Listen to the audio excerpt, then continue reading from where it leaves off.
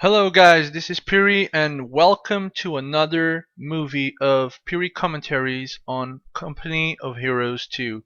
So today we got a 1v1. It's between two guys, one called aScientologist and the other one called Drag. I picked this replay at replays.org, I think, and it seemed like a good game, at least from the description of it. So let's take a look at it. Let's see what both guys did. So I'm going to start the replay in 3, 2, 1. Here we go. And let's introduce the players. On the top side we have Drag, and at the bottom playing as blue we got aScientologist. So let's see what we do. And the bottom one is playing with Germans, top Russians, of course. Let's see. Building the infantry company straight away, of course, and Grenadier squad. Mr. Drag, he went directly to the fuel, and probably gonna cap with the conscripts, the connection point. Bit different choice here for Scientologist. He didn't went for the fuel straight away. Maybe it's part of his tactic. We don't actually know. His second Grand Squad is just came on the field, and till now, just more or less normal play. All right, what is he doing with the engineers? Going top.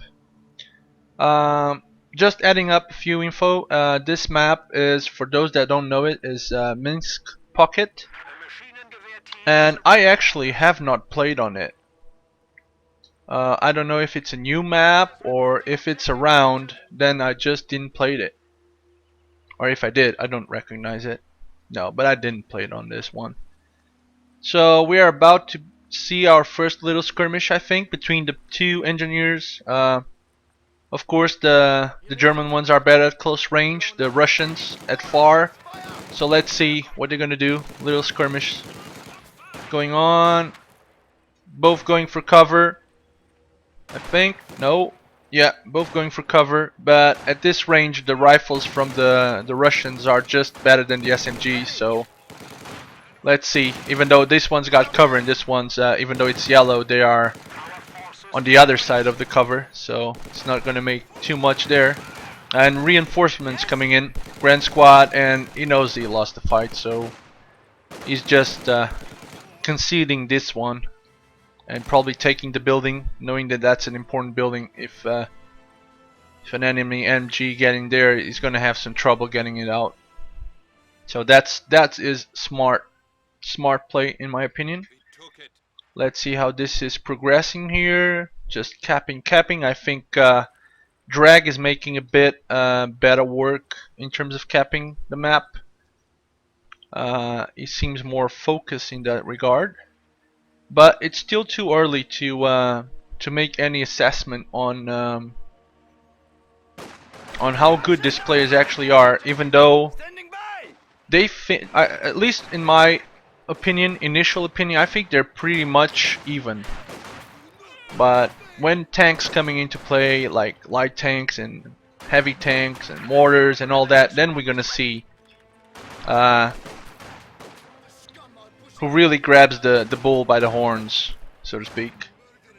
So here they just decided, okay, we're gonna retreat a bit, and here both squads retreating. So Mr. Drag has the upper hand because he actually had the point there, and he's forcing an advance here in the center. He doesn't know about the MG.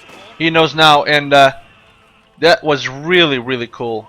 He just hoorah'd away from the MG cone of fire, and that shows you who really know how to play Company of Heroes. A less experienced player would probably just come here or say like, oh, I'm gonna try and get the MG. No, you would not have time for that, you know.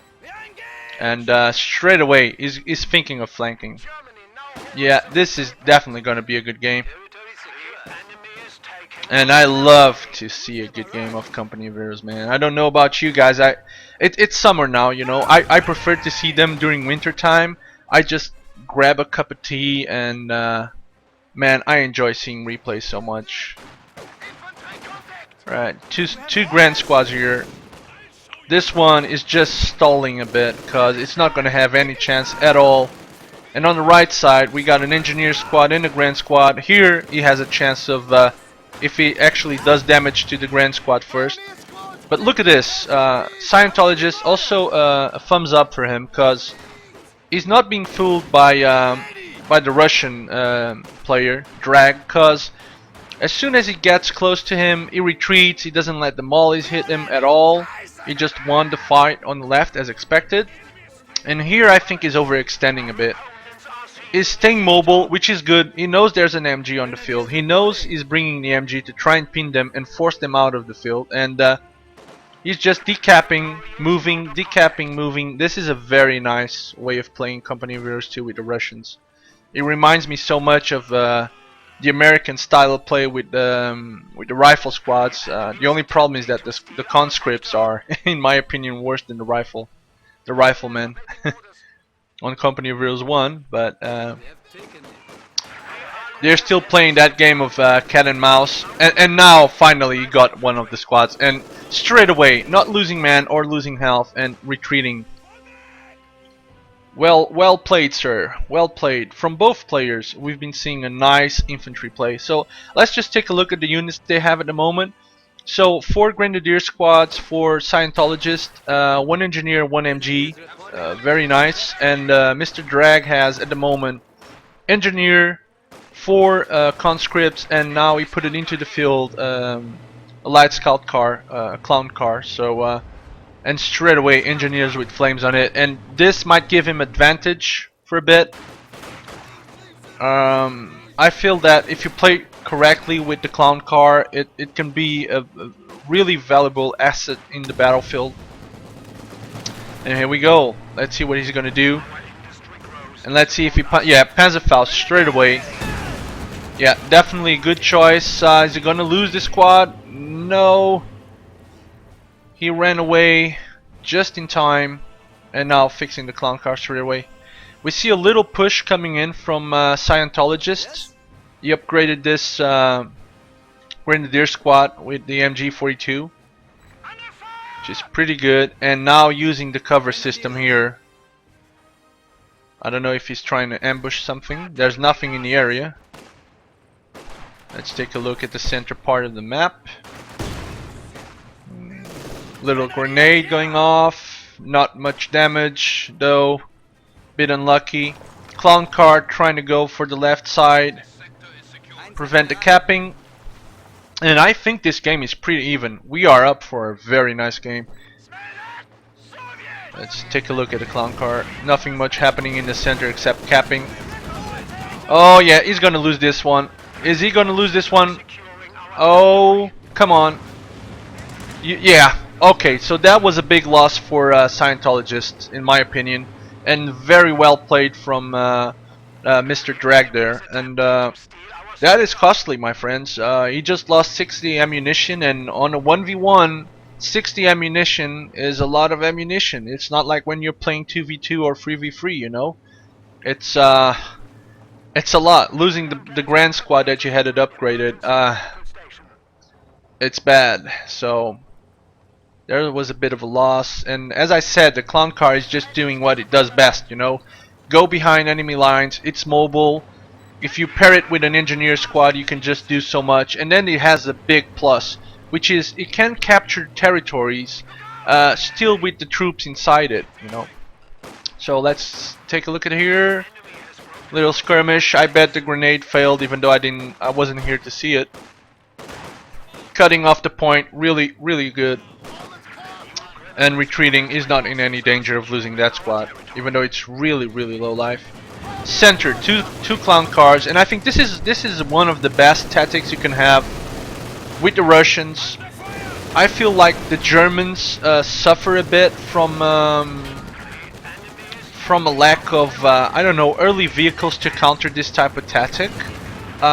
you can say I'm wrong. That's how I feel when I play the Germans, because I normally play the Germans, even though you see me playing as Russians. When I play 1v1, I play as a German, and I feel like I'm, you know, you can Panzerfaust him, you can do that, but it seems like it's never enough to actually. Oh, that was a nice grenade, but the retreat was a bit faster. As I was saying, seems like you can never do enough to actually kill the scout car. I don't know if that's the way you guys feel it. That's the way I feel the game, and I'm not like saying that the game is unbalanced. I don't go into those type of conversations. Of course, any game always requires some tweaking. That was a nice grenade there. Is he gonna lose it? Something? No, and another grenade. Very good. I think at this point he's just stalling a bit, or maybe trying to be lucky in getting a squad. And he's no planning on retreating, and I think is actually playing really well there. Alright, we got the mighty Stug into the battlefield. So let's just take a look at the units they have at the moment. So 4 Grand Squads, Engineer, MG, and now the Stug, and Mr. Drag, Guard Rifle, 4 Conscripts, 2 Engineers, and 2 Clown Cars. So the composition is good. He's probably going to lose a bit of field now that the Stug is on the battlefield, but he's doing a nice job in terms of capping. He's been holding his fuel all the way and denying the fuel to the German. And when you starve Germans from fuel, man, it's a problem. I think sometimes even more than the Russians. And I can't explain why. This is how I feel when I play the game. And to support my opinion a bit more, I think I need to start playing the Russians a bit more than just on 3v3, and I'll probably start doing that a bit more. Little bunker going here, but then he just denied the bunker straight away. He stopped the construction. There was no point, you know. Clown car and a squad. So let's take a look at the map till now. Pretty much divided both ways, but I think the Russians have been doing a bit more good job in terms of decapping the enemy territory, and that's exactly what he's doing. Or no, he was not doing. I thought he was like doing that with the clown car, and that would be really, really good. It's hard, you know. It's 1v1. You gotta do all yourself, everything yourself. So yeah, the base upgraded, little bunker, medic station. Did the Russians have the same thing? No. I don't see. Are these the little girls? Yeah, it is upgraded as well. That's one important stuff you gotta do when you play 1v1. You know, you can neglect it when you play like 2v2 or 3v3, but you know, good players do this. You need that to hold your ground in playing as infantry. So 2 clown cars going together, maybe. No, separate ways, and trying to regain the left side of the map again. This one just being a nuisance behind enemy lines.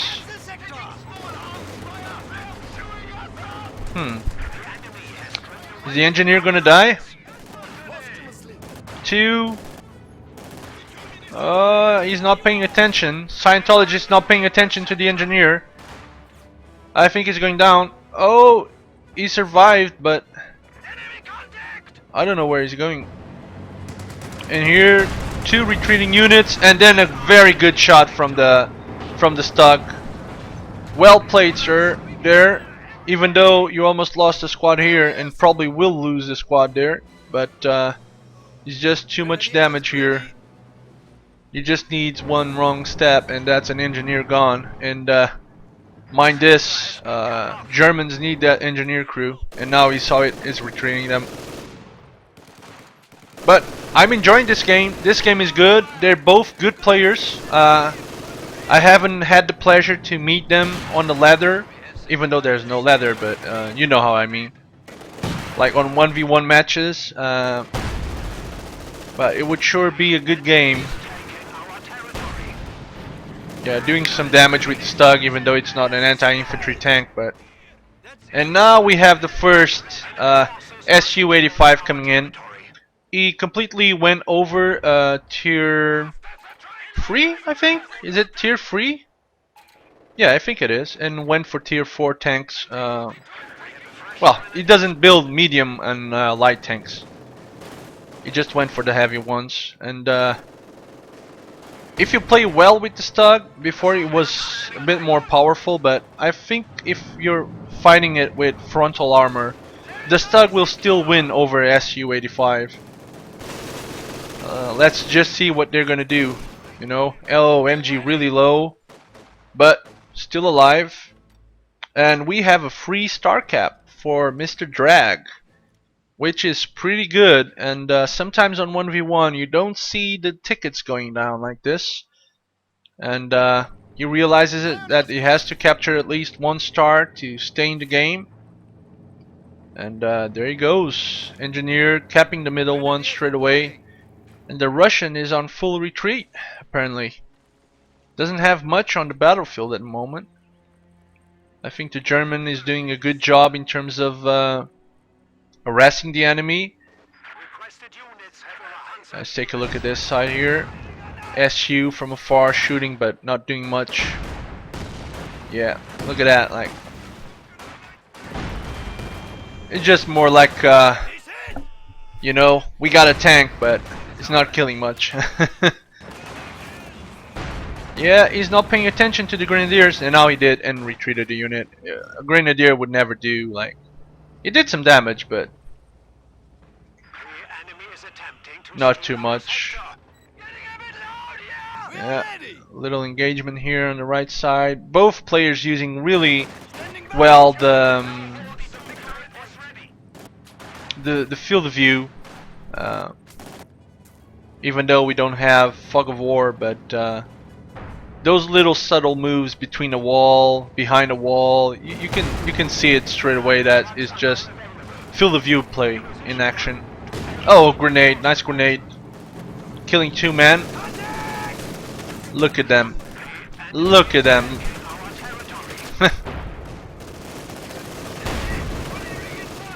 Poor little Russians. And this squad is going down if he doesn't retreat it. Mr. Drag! What are you doing, Mr. Drag? Oh, I don't think he's gonna survive. Is it? Oh, why didn't this Grenadiers focus fire him? Oh wait, we're missing the tank battle here. Panzer IV on the field, and he's down. He's bringing the Stug right now, but I think it's a bit too late now. Maybe not. Maybe. Come on, go forward, Scientologist. You can do it.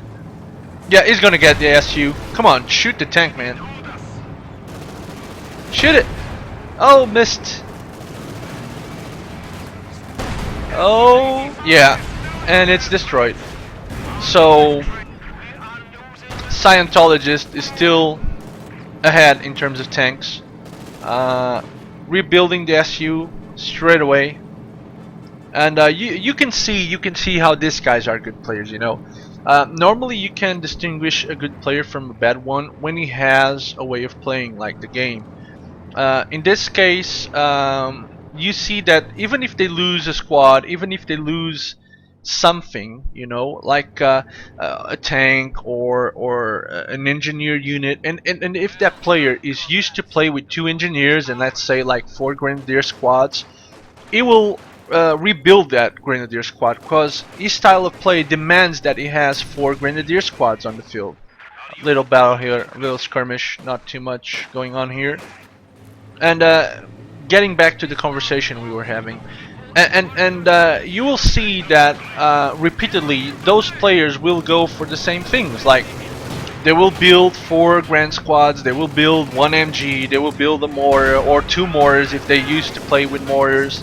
And that's how you distinguish a good player from a player that doesn't actually have any plan behind the construction of the units, you know, that just builds units just because he builds units. Oh man, he's right on. Oh wait, the strafe was on the other side. Forgive me, viewers. That was a good strafe, and he retreating straight away. Now the plane is just gonna be... Yeah. Some people say the strafings are a bit overpowered. There he goes again. There goes the clown car, and for me that's a big loss. He's gonna lose mobility now, and that's something a Russian doesn't need to lose, in my opinion. Yeah, Mr. Drag in terms of vehicles is a bit of a loss, but still holding on. And we got resource trucks on the field, free actually. There we go. Open blitz supply truck,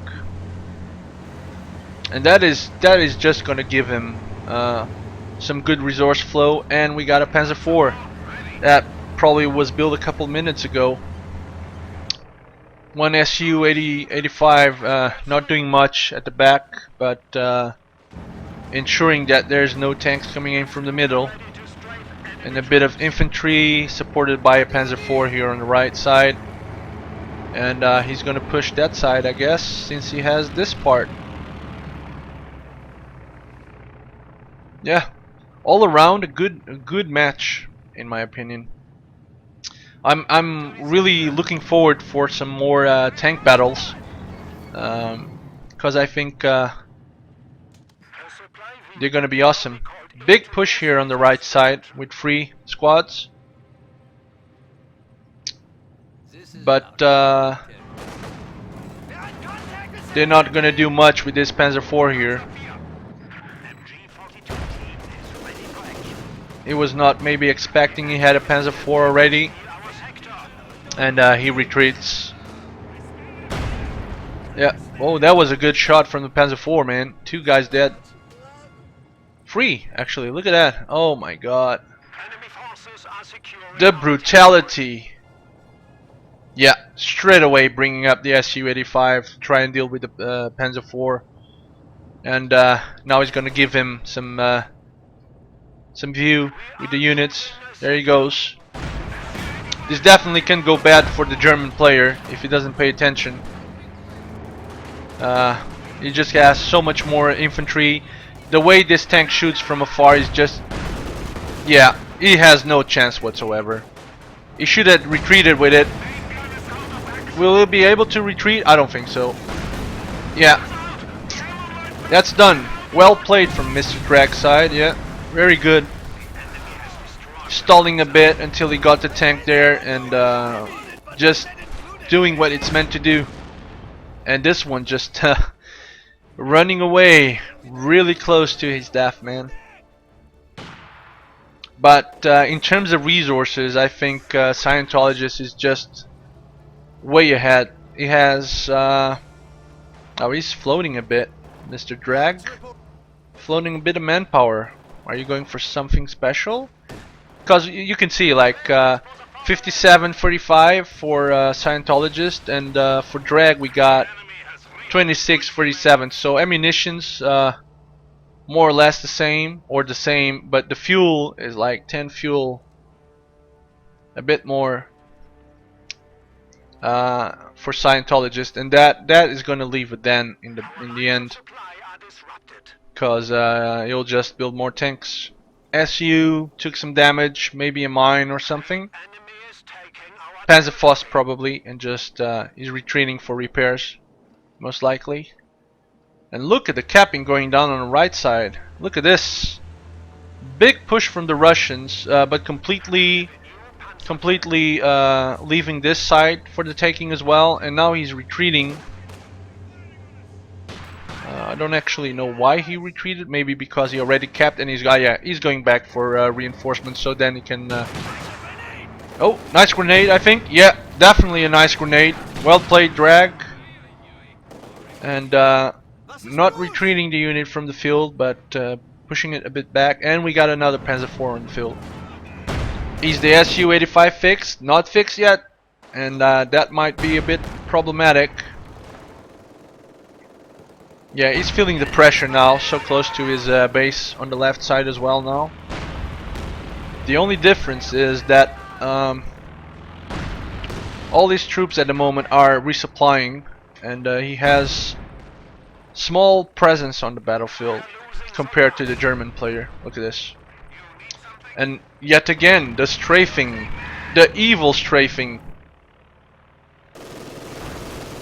But as you've been seeing in this game, and this is an awesome game, both players losing almost no units at all. It shows a remarkable control in terms of awareness, because it is so easy to lose a unit, you know. It doesn't matter if you're playing Russian, in my opinion, or if you're playing Germans. Germans die with mollies, Russians just die because they die. As simple as that. You know, and they're both showing a remarkable control. Losing a tank here, losing a clown card there, but that's part of the game. You know, you lose stuff. It's unavoidable, and but you can see that they are good. Look at the squads. They got like the free grand squads are 2 stars already. On drag side, you can see, look at this, even the engineer got a star already. So when you see players like this doing this type of gameplay, it's the squads just climb up in ranking, you know, in experience, and they both show good control over their respective factions, and it's just been an enjoyable game to see. And now a big push down the center. Here we just have some retaking happening. But down the center, oh, you're gonna face the MG straight away. I don't think you're gonna do much there, Drek. He's going for a grenade. I think he's a bit too far for that. Yeah, it was too far for that. And now he's bringing 2 more. They're just gonna get pinned. He's trying to flank a bit. Going on the left side, Grenadier coming in from the right. And we got some retaking of the map on the right side. And calling... Oh yeah, another strafe. And this is hurting the Russians so much. But now we got a anti-air unit here. Well played from the Russian. Will it take down the plane? Not yet. He's not strong enough to deal with the plane. And the tank pushing forward now. Su-85.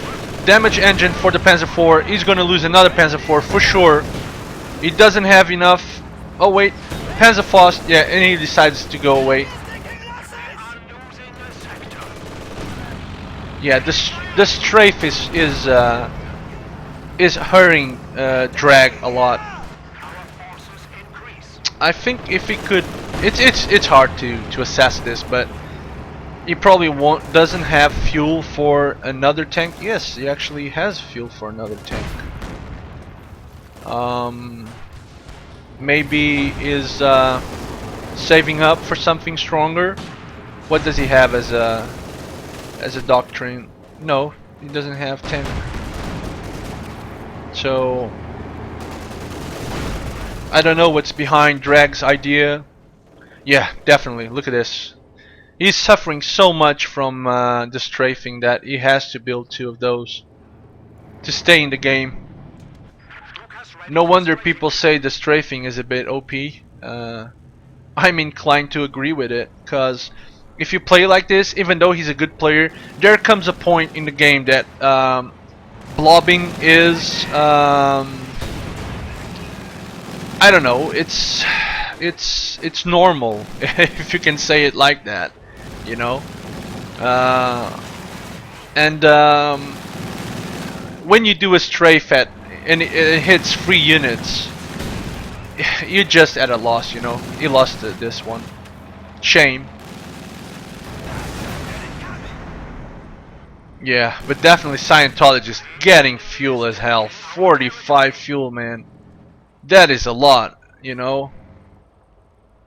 It's 20 plus fuel, basically, than the enemy. And sooner or later, you start feeling that. You start feeling that right now. 2 Panzer IVs on the field, If he actually wanted to kill the Su-85, I think he would have no problem. Maybe losing one Panzer IV, or maybe not even losing one. And he's building a third Panzer IV. Here he's not playing as good as he should. In my opinion, he's gonna lose that tank. Yeah, that was a bit of a shame. Well played on Drag's side, but he's got a replacement coming in straight away, so he's okay with that. Let's take a look at what Drag's building. Pretty much the same, and now he's building another half track. I think he's gonna probably build another anti-air unit, even though he doesn't have the ammunition for it. And another strafe. Yeah, it is strafe after strafe after strafe from Mr. Scientologist.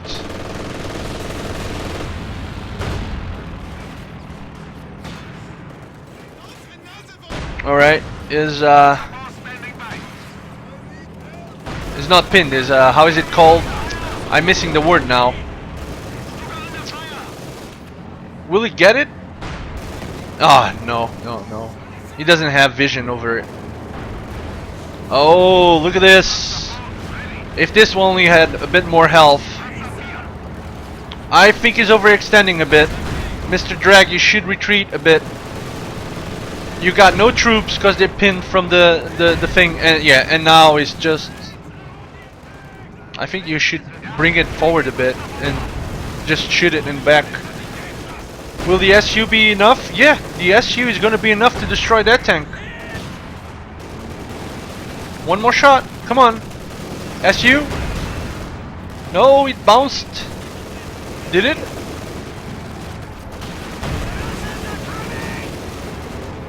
Oh, what's happening here? Oh, oh god.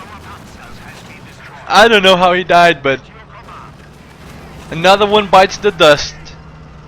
But now I think this SU is just not, yeah, repairing that